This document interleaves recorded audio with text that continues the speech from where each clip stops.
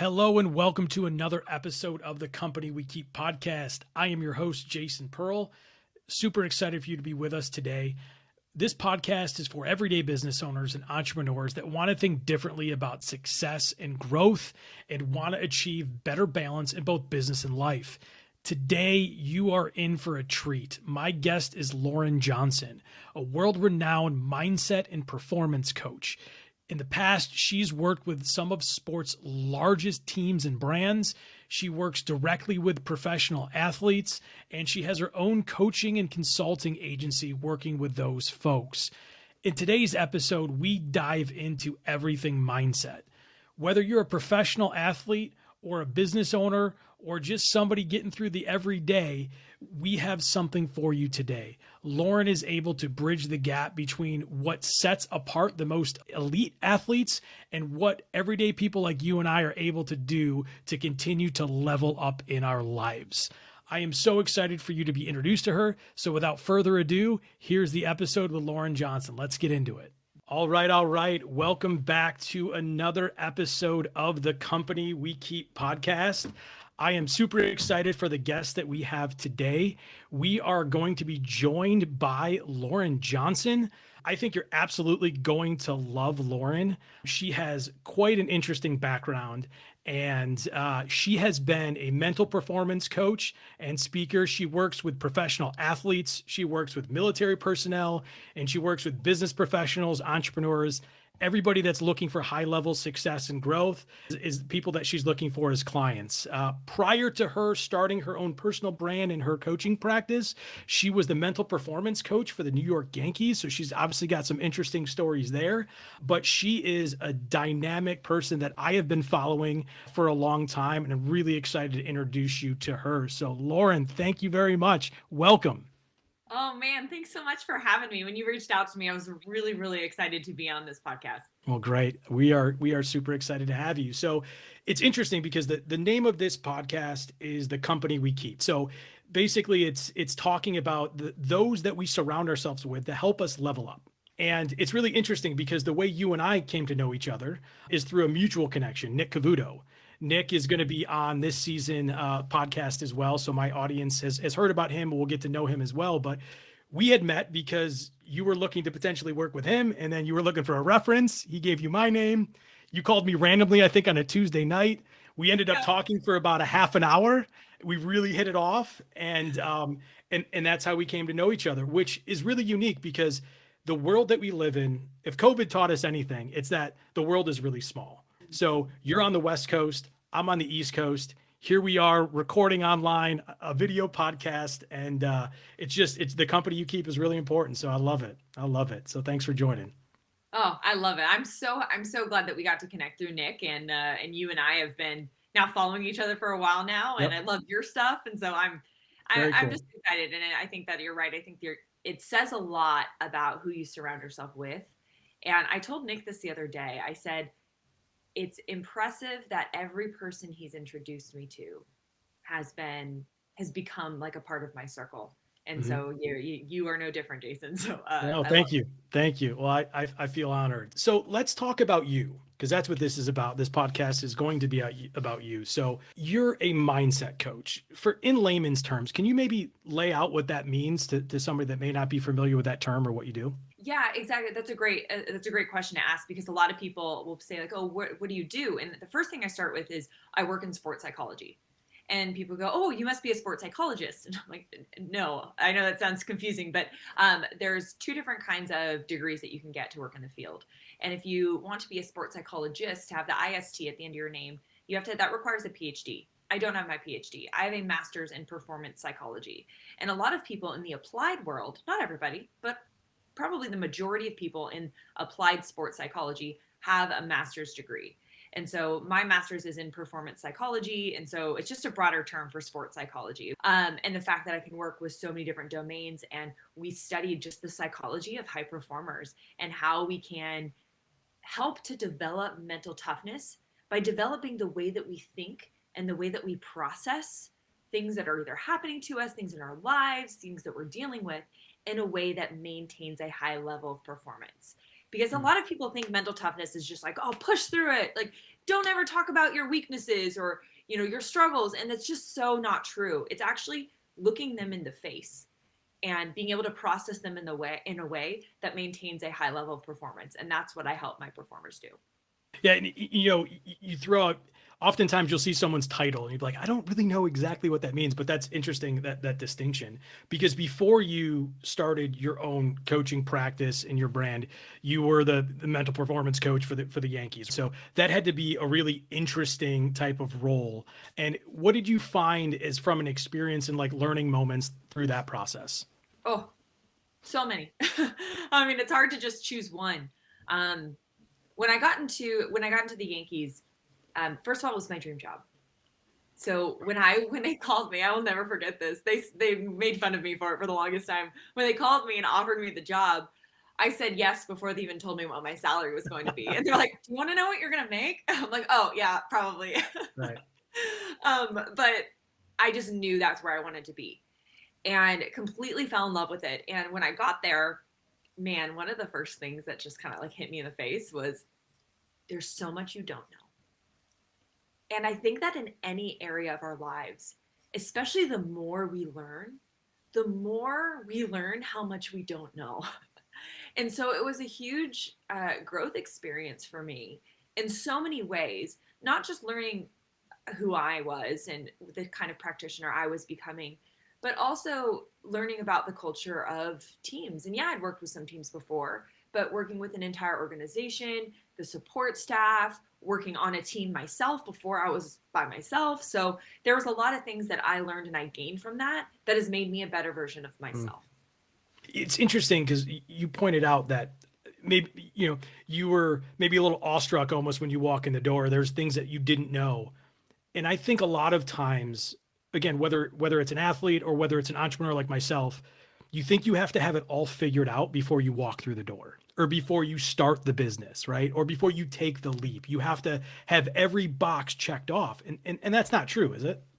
Absolutely not. I think there's a couple words that people misinterpret, and they misinterpret change for refinement.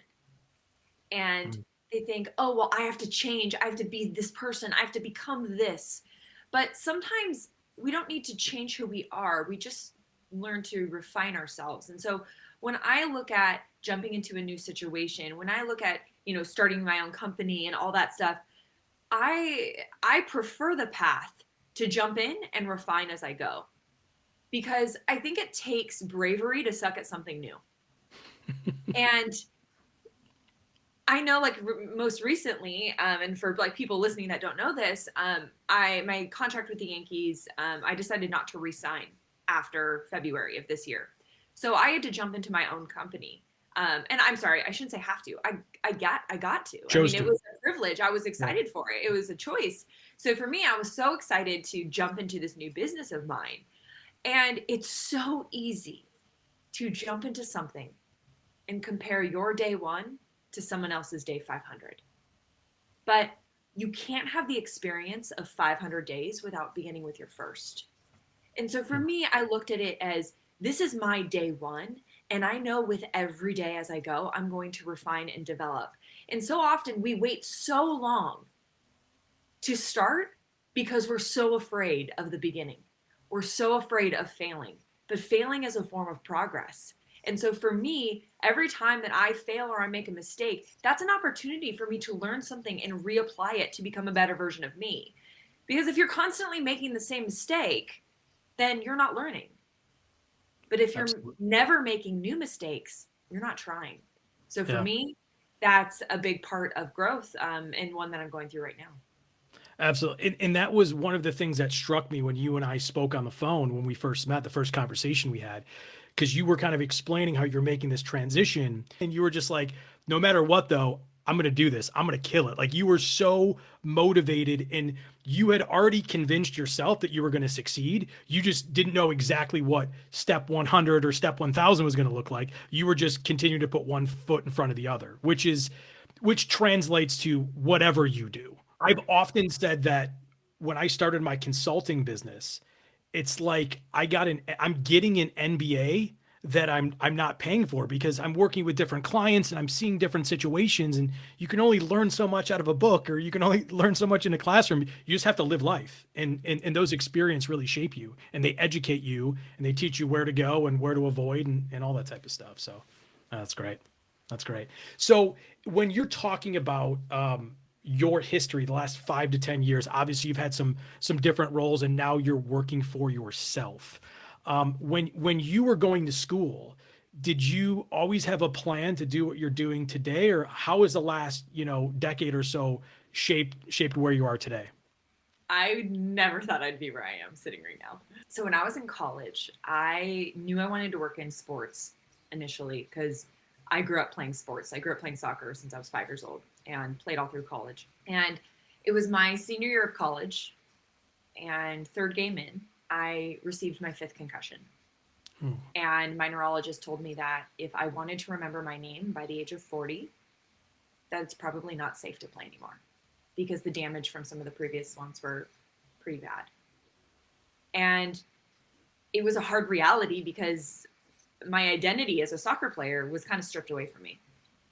And my identity as an athlete was kind of taken away from me. Sure. And so it was a tough transition, but thank God I was on a team that allowed me to be a part of the team, even though I couldn't play. So I remained with the team, and I decided to take an elective course in sports psychology. I hadn't even heard of it before. So my degree, undergrad, was in kinesiology because I thought I was going to go into physical therapy. Mm-hmm. But my favorite part, and I remember telling my mom this, my favorite part of physical therapy was my connection with my clients.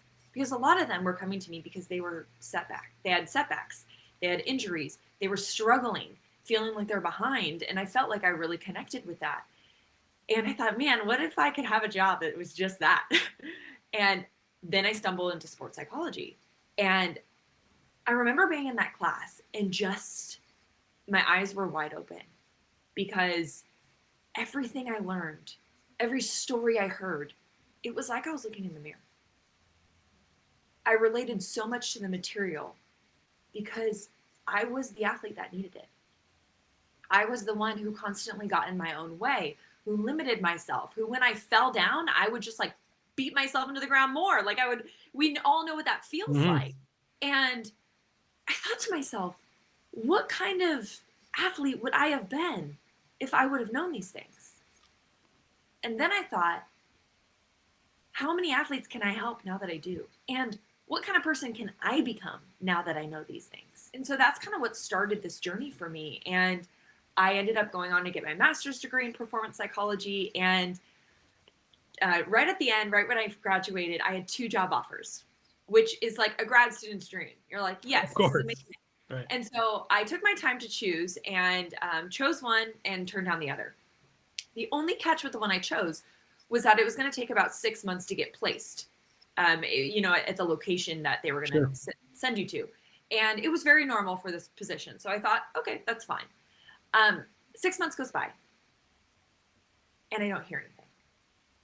And other people that I knew got similar positions were waiting to be placed, were getting placed. And I thought, interesting. So I reached out and I said, hey, just checking to see, when I should be expecting placement. And then I got a response that said, we're sorry, the job is no longer available. Ugh. And so here I was right out of grad school, 2 job offers on cloud 9. 6 months later, I have none. And it's not like you can type into Indeed.com, sports psychology jobs. Right. They just don't exist like that, like at least right now. Sure. And certainly at the time. So I reached out to everybody that I knew, and I kept hearing the same thing. Lauren, you need experience. You need experience. And that has to be the most frustrating thing that any grad student can hear. Sure. You need experience. You need experience. I'm like, well, how the heck am I going to get experience if I can't get a chance? So I decided to get a job at Starbucks because I needed to make money. So I'm working at Starbucks, and this one day changed my entire life. I'm working in the drive-thru, and this guy pulls up. And when you're working the drive-thru, it's your job to entertain the customer. So his drink's being made, and I'm chatting him up, and he goes, so are you in school? Which was a fair question. Most people were. And I said, no, actually, sure. I just finished. And he goes, great. What'd you get your degree in? And I proudly told him performance psychology. And he just starts laughing. like full on belly laughing to the point where I'm so confused. I finally had to like ask him. I said, "What's so funny?" He goes, "Oh, you got one of those degrees you'll never use." Thanks, And guy. my jaw just dropped. I couldn't believe he just said that to me. And I was so upset and I was so offended and I was so angry. I had to walk away. Somebody else had to give him his drink. And then it got worse. Like throughout the day, I just kept getting more and more mad at this. And I thought to myself, then I got mad because I was mad. Because I was like, this guy doesn't matter. Why are you letting him have all this Right. power over you? And then later that night, it hit me. And I thought to myself, I'm not mad because he was rude, even though he was. I'm mad because partially what he said was right. If you turn around at the first sign of adversity, you're not going to get very far. Right. And here I was, somebody that was planning on coaching people how to push through their own adversity, and I wasn't willing to even do it myself. It's like I hit the dead end and I was like, all right, well, I'll turn around instead of finding another way, finding another path. And so that was the day that I had to really look myself in the mirror and have that hard discussion and say, if you want to be the best mental coach in the world, how the hell are you going to be that if you're not willing to take your own advice? Right.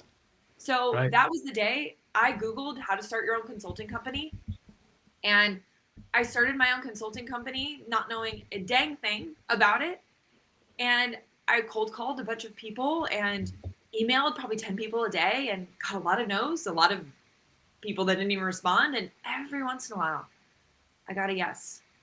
And I did that for about a year's time, just built up my resume that way. That was the experience that I got. And after a year's time, I got an opportunity to interview with the Yankees and I got the job. Wow.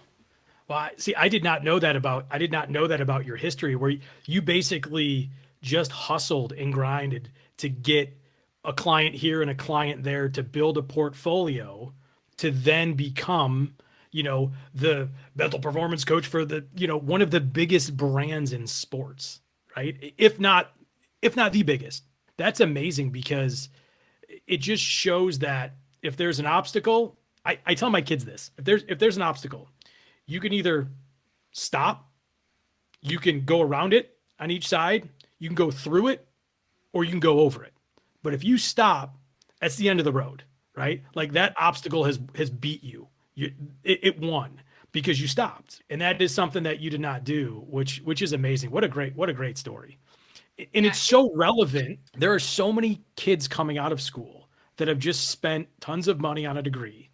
And, if they're really passionate about it, really want to do something with it, there's going to be obstacles. They got to run through it. So, wow, what a you great got to story. find a way. So one of the things I think is really interesting, and I know the audience would love to hear, is for what you do and how you coach others.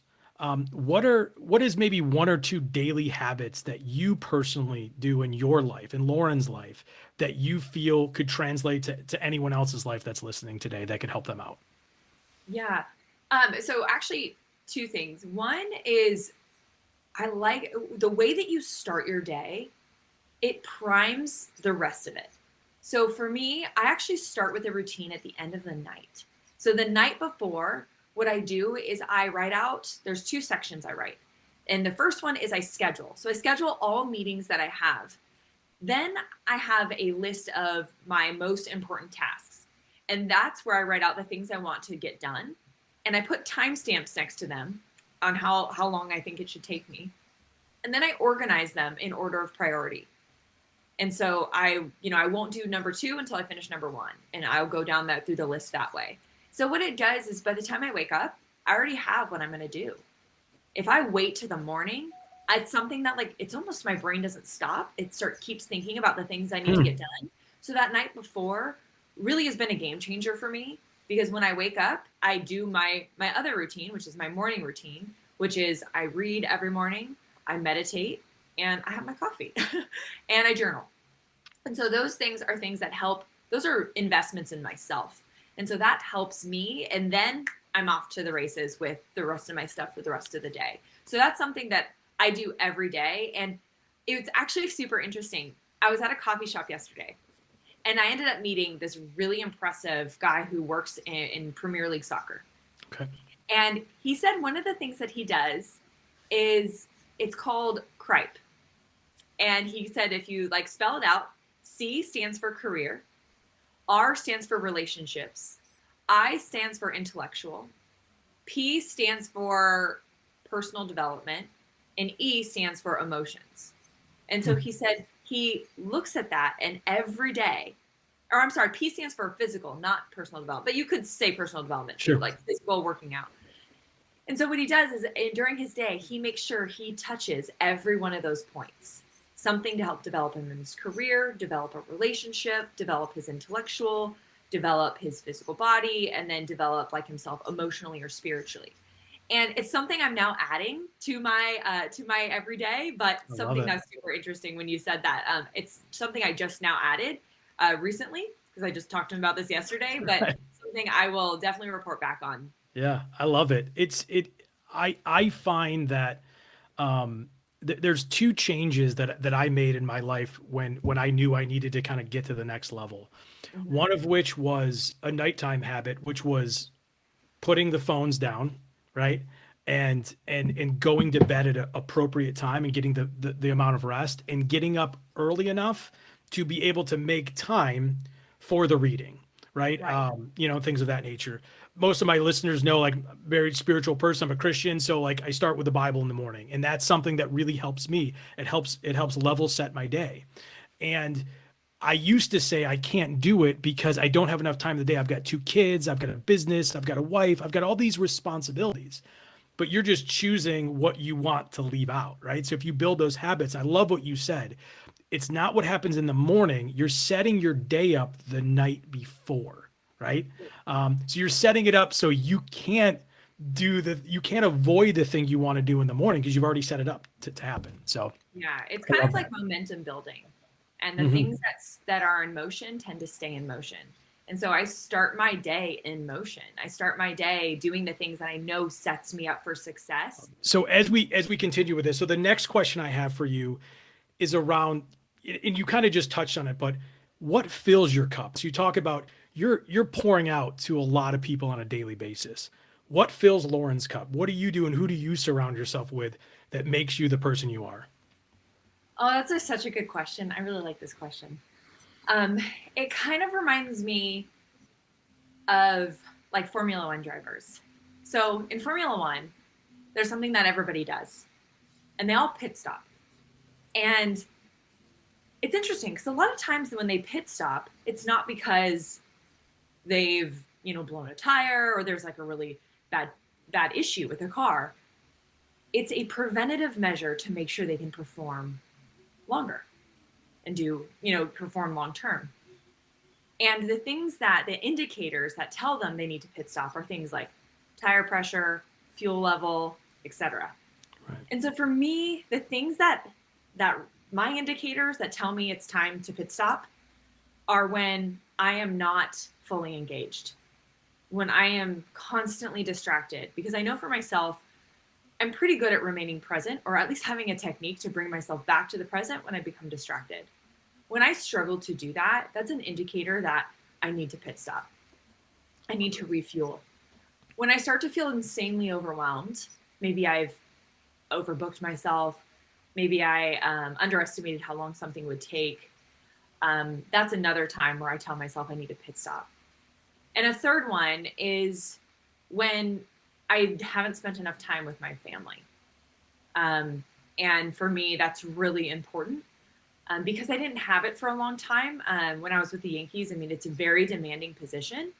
And anyone in pro sports knows that relationships, it's definitely a challenge. You definitely sacrifice a lot to be in that position, in that role. And so I think that now that I'm not in it, it's been something that I've really tried to put a lot of time into. So those are the really important things that I know. Those are key indicators for me. Sure. And so when you're saying what fills your cup, I think of it as that pit stop. Like when I pit stop, the thing that refuels me is one, being with my family, like being with my husband, taking our dog to the lake, being with my parents, his parents. Like that's super important, valuable, even with my friends. Like I love being around just our friends and developing those relationships. Another one is time to myself, and where I get away from technology and I just be. And so sometimes, again, my dog's great for that, because I'll leave my phone at home and I'll just go on a long walk with him. And being Right. outside, what we know is our heart rate slows down when we go outside, and it really clears our head. And so for me, especially when I'm grinding through a tough project, and I just, instead of grinding and pushing myself through it when I'm struggling to be creative, I try and get away from it. And what it does is it kind of allows our subconscious to work without kind of getting in the way of it. So that's Totally. something else I do. And then I always go back to my physical and my physical health, my mental health, and just health in general in terms of what I eat. So I go back to, the basics of like eating healthy food, being on a good workout routine, and making sure like mentally I have enough time to myself. So those are kind of the big ones for me. And I also focus on the people that, fill that cup, not deplete it, because there's a really great analogy my friend uses, which is the difference between a fountain and a drain. And we all have both in our lives. And fountains obviously really fill us up and they leave Sure. us with more energy than when we started. And then drains are the opposite. Drains can really drain us of that energy. And so I try to, get much closer, change my proximity to drains to be further away, and really try to surround myself with people that are fountains in my life. Yeah, I love that analogy. That is a great analogy, fountains and drains. I've never heard it, and I will use it, but I'll footnote you on it. All right. Well, I didn't come up with it, but Right. but I definitely use it. It's a good one. So some fun questions now. So I said I have two daughters, 14 and 9. And they joke with me all the time. And they say that I use words that are bigger than I should use when I'm talking to kids. And it's funny because I'm not like the guy that like uses a ton of big words, but they have this funny segment where they say it's called Big Words with Deeds. They call me Deeds instead of Dad. So I told them as a joke, I said, well, when I do my podcast season 2, I'm going to make this a segment. So are there any words that you use in your vernacular that you think are maybe larger than normal? You speak in pretty clear terms. I like to keep it as simple as possible, to be honest with you, because people that I work with, they don't care about the Right. big words. They don't care about the big terms. They Right. want to know what they need to do and how they should be doing it and why. That's Wow. it. And so to keep it as simple as possible is something I really work on. But I guess one that's a good one, I don't think it's complicated, and I think most people are going to know exactly what it means. But in psychology, self-efficacy is just your belief or your confidence in your ability to get the job done. And so something Love that it. I help increase is self-efficacy. Self-efficacy. I like it. I'll bring that up to them tonight. There we go. They'll be our dinner table conversation. I So, love it. so one of the things that I know has come up before is advice that you would give to just kind of anyone listening to this podcast about how to get started or how to make sure that they get that self-efficacy in the right spot. Yeah, and I think this one's more of a reminder when we're going through something and when we're struggling, and maybe you're doing everything you think you should be doing and you're not seeing results. And so I think that no matter what we're going through, if we trip and fall, if we struggle, if it doesn't come off the way that we want to, if we don't succeed and we fail, somebody tells us no, one door closes, is remember that, number one, to zoom out a little bit, look at the big picture.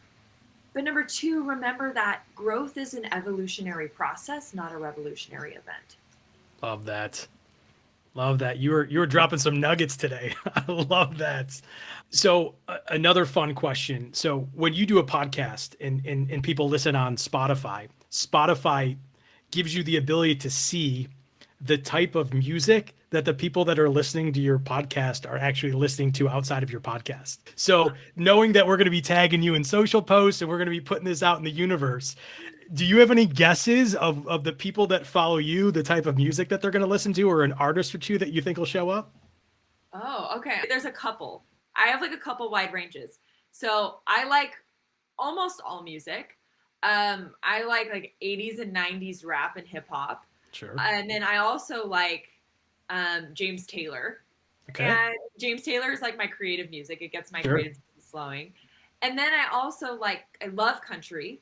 So Luke Combs, Okay. Chris Stapleton, So yeah, those may be some of them that might pop up, but man, it's kind of like it runs the gamut. So I'm not even sure what's going to pop up, but it may be a little bit of everything. Well, we'll make sure to share what your listeners are listening to. So it'll be interesting. It'll be maybe like, Snoop Dogg and Garth Brooks next to each other or something like that. Right? Big fan. Yeah. Those are the kind of people I want to hang out with. I love it. I love it. All right. So the final question I have for you, I could be on this with you for hours, but I know you've got stuff to do. What is your favorite guilty pleasure? Reality TV. Reality TV. Anything specific? Real Housewives. Anything on Bravo. The worse it is, the more I love it. And the more you love my husband, to this day, will tell you, I would have never guessed that you like this stuff. But I swear to God, it just, for me, I can tune out of whatever's going on and just, it's entertaining to me. All right, cool.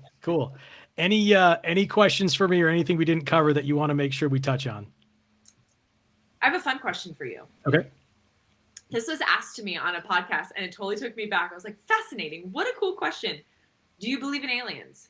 It's funny that you bring this up. I was on Twitter the other day and I got lost in this thread about UFOs and how the military released some statements like off the coast of Virginia Beach of these aircrafts that they saw flying at like 7 times the speed of sound. And there was all this data and like my mind was blown. So I was just like, that question is such a great question. I was just looking at that Twitter feed, like I think it was last night. So the answer is they very well could be, because there's a lot that we don't know. Yeah, no, and that was asked to me on the Pomp podcast. And I was like, what a fascinating question. I would like to know. So thanks for playing along. Yeah, no, that is awesome. And I'll tell you what, I've had fun with this. I know my audience is going to love this and I would love to do this again at some point in time. If you're up for it, this is a ton of fun. Maybe we can dive deeper into your reality TV loves and oh God, I don't know if we want to go there. No, we don't want to go there. That's going to be like off. So how can my audience keep up with you? What's the best way to go? Is there a website or is there a social media platform you prefer? How can we find you? So the best way to find me is actually through my website because I got married a couple years ago and my name is a quite common one, Lauren Johnson. So all my social handles are different. It would take me hours to read them off to you. So laurenjohnsonandco.com, all spelled out, Lauren Johnson and Co. Has all my social media links on there. And also that's where you can sign up for my newsletter. So I develop these midweek mindset videos every week. And I have now created a newsletter where they're sent directly to your inbox. Plus you also get an action plan associated. Love it. I'm a fan of the midweek mindset resets. I love it. I watch them. I watch them on Instagram for you. I subscribe to your newsletter. Big fan over here of Lauren Johnson. So we really appreciate you joining us. This has been so much fun. Thanks for sharing. I know my audience is going to love you. And until next time, because we are going to do this again, you take care. Thank you. Thanks. Hey, all. Thanks for tuning in to another episode of the Company We Keep podcast. I had an absolute blast interviewing Lauren Johnson. I know I personally had some great takeaways from it and took some notes. I'm sure you'll find the same. Would love to continue to connect with you and be engaged. This season 2 has been so much fun. Really enjoying all the comments and the interaction that I'm getting from you. Don't forget to stop by my website, jasonmpearl.com, to engage with me. Also, don't forget to subscribe to my newsletter, the Company We Keep newsletter. Until next time, this is Jason Pearl. I'm out.